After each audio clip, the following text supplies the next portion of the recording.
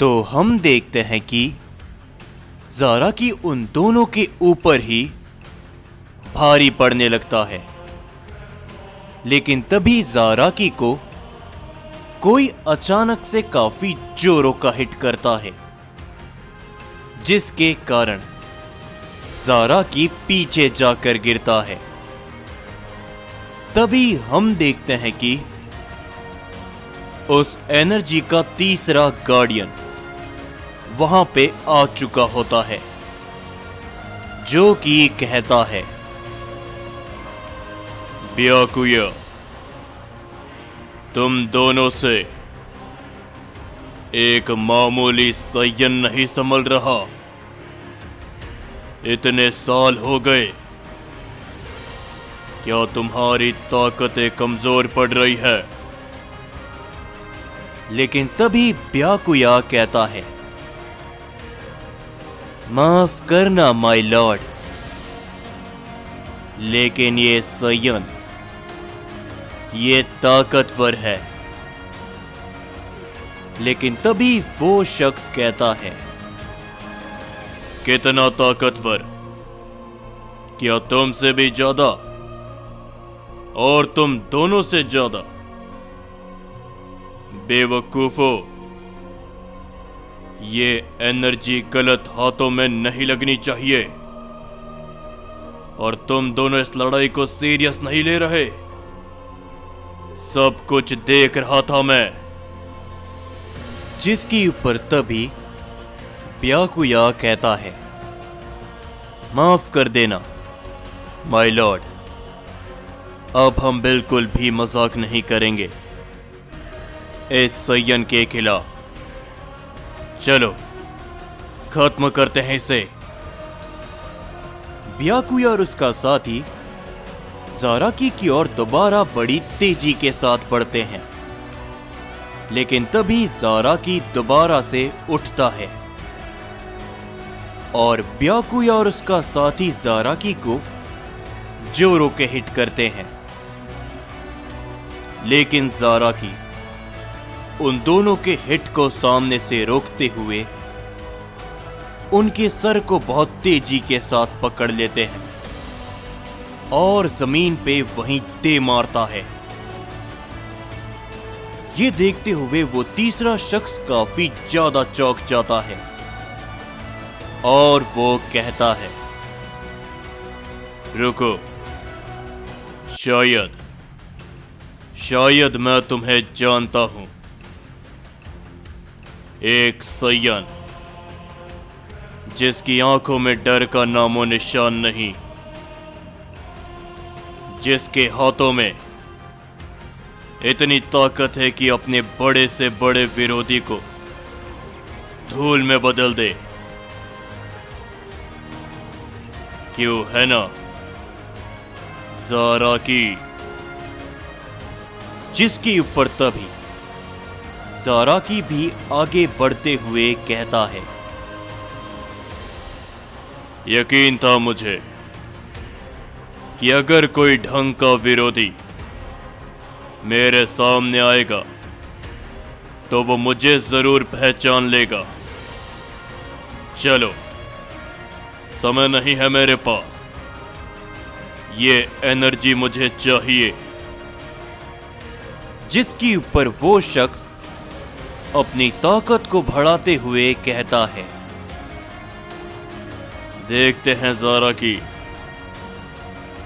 कि आखिर तुम इस ताकत को मेरे रहते हुए कैसे ले जा पाते हो। जिसके ऊपर ज़ारा की कुछ भी नहीं कहते।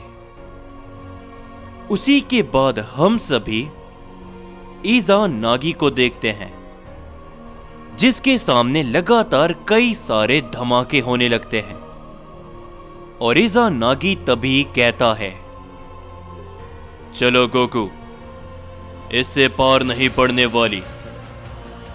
तुम्हारे अंदर डिवाइन कोर भी है, उसका भी इस्तेमाल करो, वो तुम्हारी तेजी को बढ़ाएगी। और अगर तुम किसी भी लड़ाई में घायल होते हो तो डिवाइन कोर की ऊर्जा तुम्हें हील करने में भी मदद करेगी। और तभी हम देखते हैं कि गोकू अपने अंदर से डिवाइन कोर की ऊर्जा को बाहर निकालता है। और जैसे ही गोकू एक कदम आगे बढ़ता है, गोकू काफी ज्यादा तेज हो जाता है। पलक झपकते ही वो एक जगह से दूसरी जगह पे पहुंच जाता है। और तभी गोकू कहता है, क्या ही तो बात है इज़ानागी, डिवाइन कोर की ताकत काफी अलग है। ये मेरे शरीर को ऐसा लग रहा है मानो हल्का कर दिया हो। मैंने अभी तक इसका इस्तेमाल एक भी लड़ाई में नहीं किया। लगता है कि ये आगे चलकर मेरे काफी काम आने वाली है। तभी इज़ानागी कहता है, सही कह रहे हो गोकू, डिवाइन कोर की ऊर्जा तुम्हारे अंदर एक ऐसी एनर्जी को उत्पन्न करेगी जिससे ना ही तुम थकोगे, तुम्हारी तेजी भी बढ़ेगी। और अगर तुम लड़ाई के दौरान घायल हो जाते हो तो तुम इसका इस्तेमाल करते हुए अपने आप को हील भी कर सकते हो, जैसा कि पिछली लड़ाई में मैंने अपने आप को हील करा था। समझ रहे हो? तो तुम्हारी तैयारी को शुरू करें। जिसके ऊपर गोकू कहता है, हां बिल्कुल, क्यों नहीं। तभी इज़ानागी गोकू के सामने आता है और कहता है, हमला करो मेरे ऊपर। ये सुन के गोकू काफी हैरानी के साथ कहता है, क्या क्या कह रही हो इज़ानागी?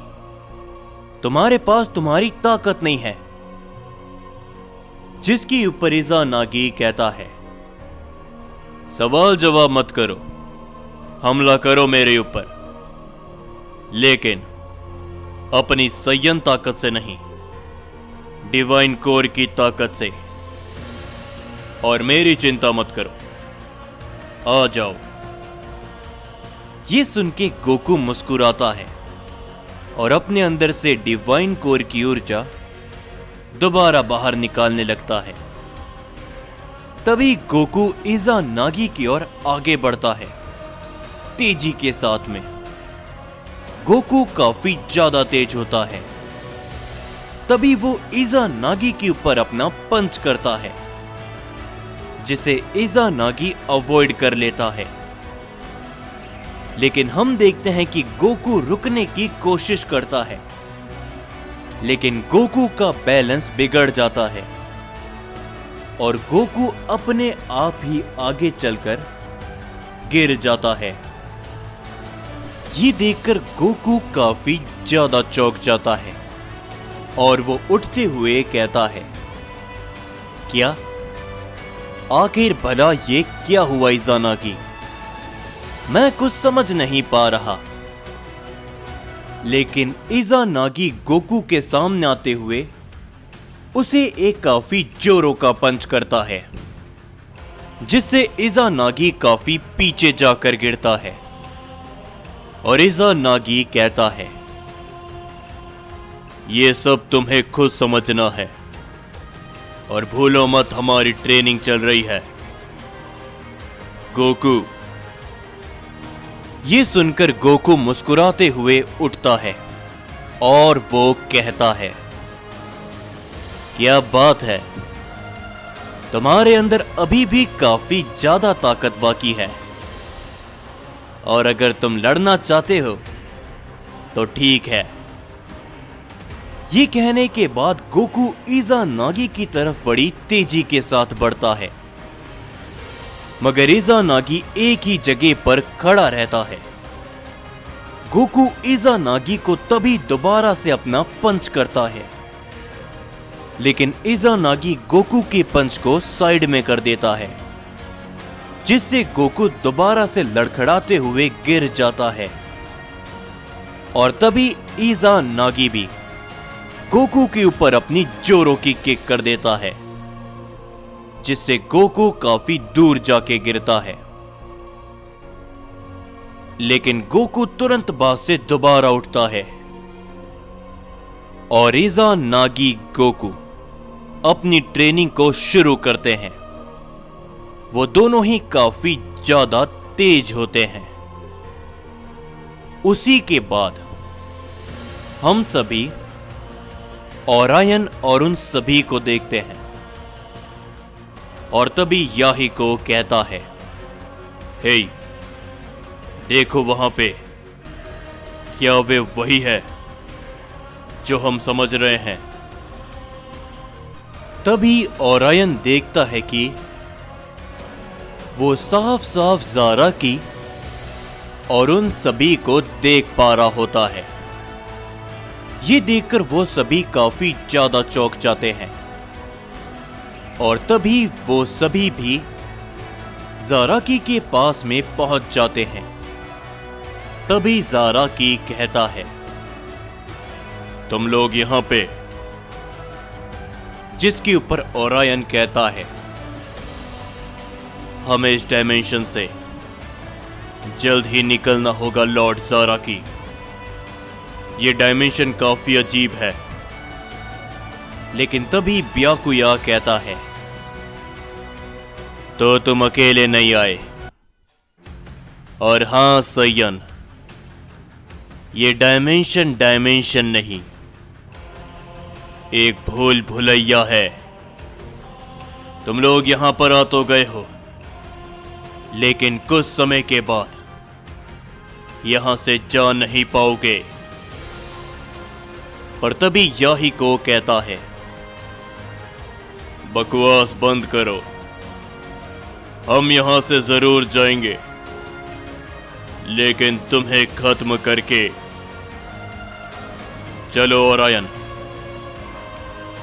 और याहिको और ओरायन ब्याकुया और उसके साथी के सामने खड़े हो जाते हैं।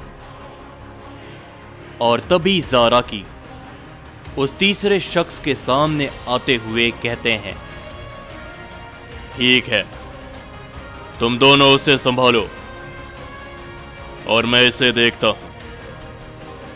हमारे पास ज्यादा समय नहीं, तो इसीलिए ओज़मा और तुम ओमनी गॉड अपनी ताकत की मदद से एक डायमेंशन पोर्टल को बनाओ, जो कि इस डीमन वर्स के एग्जिट पॉइंट पे जाए।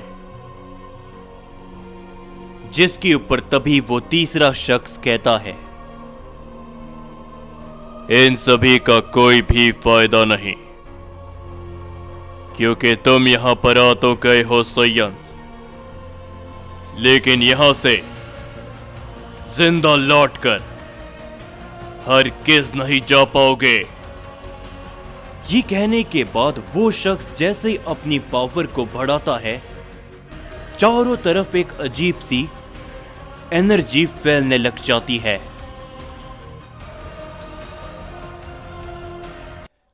जाने से पहले बस एक ही बात कहूंगा कि कुछ ही समय के अंदर एक और वीडियो आने वाली है, उस वीडियो का भी थोड़ा सा और इंतजार कर लेना। अब से ठीक कुछ ही देर में।